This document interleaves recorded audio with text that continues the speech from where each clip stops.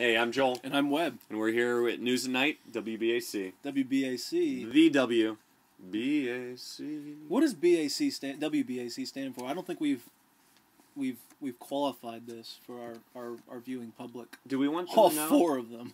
Do we want them to know? Of course we do. If you're watching this, easily our favorite video that we see on YouTube all the time is the Berries and Cream, the Starburst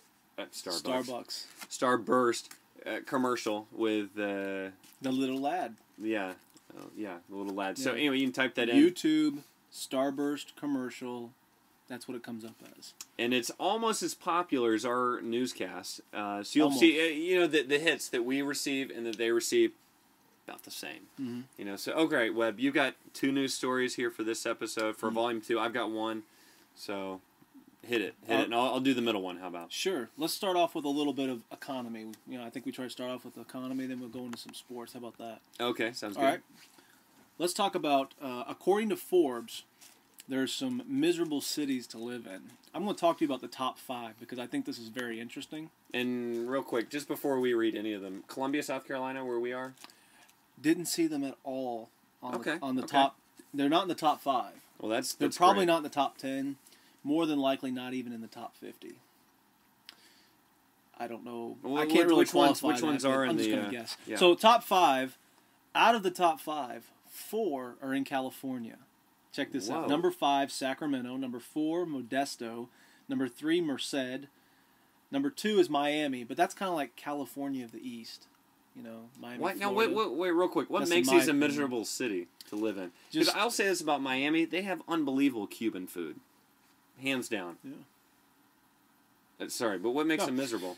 According to Forbes, I don't know. Oh, well, number 1's Compton too. I can tell you what's miserable about Compton. I've actually been to Compton. That's California, by the way. Southern California. Southern California is like 100 miles wide. Like where the county of Los Angeles is 100 miles wide, and actually, is Compton in Los Angeles County? I don't know. You just know it's miserable. Know why is it miserable? It's California. It's just so spread out. California is like another country.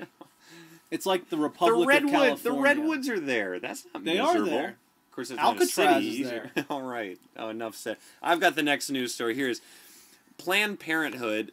We might get sued for this. I don't know. I'm just reading a news story. Wait, we might get sued?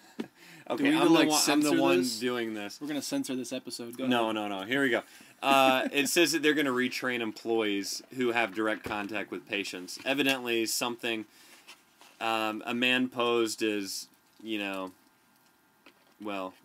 something bad. Anyway, so they have to retrain their folks a little bit. And they, just for their record, they do say they have a firm commitment to reporting any potential harm to a minor. Things still happen, so retraining needs to happen. 11,000 employees. That's a lot to do. Mm. All right, Webb. That was my news story. Yeah. Unless I need to come up with another one. Here we go. Here's another one. What? Hey, I just want you to be in the spotlight for once. It's like a deer in the headlights. You don't even know what hit him. I could have full control here. All right, back to your news story.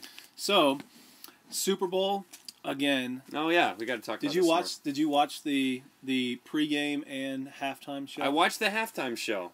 You didn't get to see the pregame? No, did not. Oh, no, I heard about the missed words. Yes. How can you live in this country and not know the words to your own country's national anthem? Oh, that's a good... but how bad did... Who was it? It was Christina Aguilera. Okay, Great voice. Probably one of the best voices in music today. Oh, how bad did she mess up? Like a whole line. Like, she, repeated a line. She just repeated? Yeah, if you weren't really paying attention, if you're watching it, you're probably like, okay, she's doing okay, it's live performances aren't usually as good as recorded performances, and then all of a sudden it's like, did you just hear that? Is there a glitch in the Matrix, or... Yeah. So, okay, so that's the first thing. Okay. Second thing, what in the world was up with Fergie? Screaming lyrics when Slash came out. Oh, okay, yeah, first I remember of all, when Slash came out when he was jamming on the guitar. Everything was cool. Okay, I'm a huge critic of music and live performances, and I just wasn't that impressed with it. Especially what about the entire dance team? Well, all the colors and that was awesome. Okay, somebody called China or Japan and said, "Hey, you got 300 people that weren't allowed to be in the Olympics. We could really borrow them over here." Yeah. I think that's what's happened. But anyways, so I was thinking about it, and you know how they give an MVP for the football game, and I think Aaron Rodgers was the quarterback. Well, I was playing around and thinking about if you could give. Well, I'm just going to tell you what it is. Yeah. If Waste Management gave an award, Waste Management would award Fergie and Christina Aguilera the Waste Management Trash Singers of the Game. Enough said. Well, I'm Joel. And I'm Webb. And we'll see you next time on the WBAC. News at Night. Good night.